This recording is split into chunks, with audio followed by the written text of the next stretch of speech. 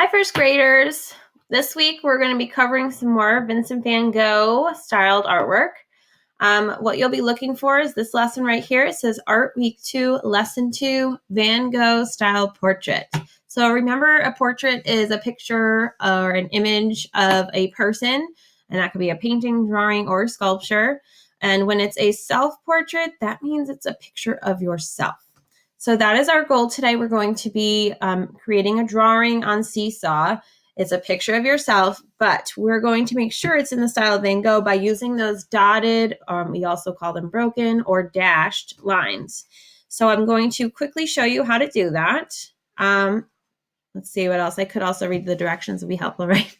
So I already told you about a portrait. You're creating your self-portrait.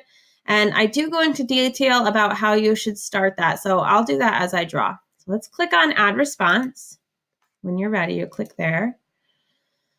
All right, and you'll see my first slide is an example for you. This is a self-portrait of Vincent van Gogh he painted. You can see all those swirling lines in the brush strokes, even in his coat, and actually you can see closely on his skin the details there. So I did the same here. I did my drawing first with the pencil tool, and then I added the with the highlighter tool. I kind of filled it in with those dotted or broken or dashed lines. So what you will do is click over to the second slide, and this is your page to draw your self-portrait. Remember to start with the pencil tool.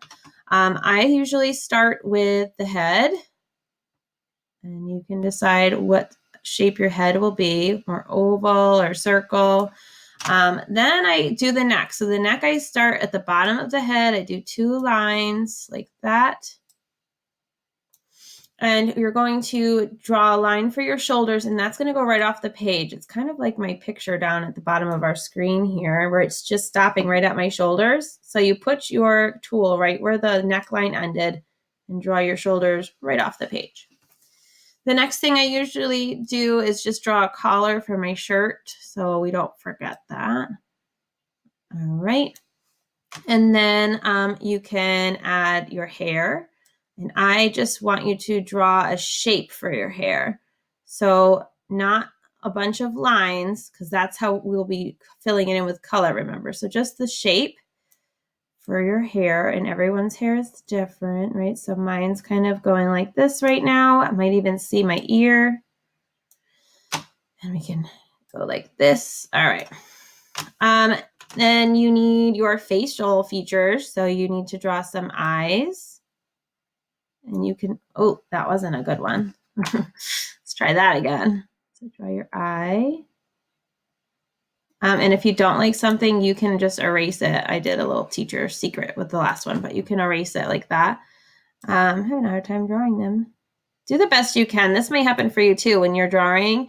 It might not be the way that you want it to come out. So just take your time. You can always erase it.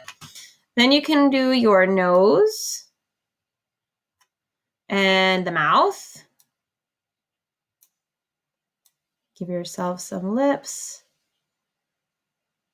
Right.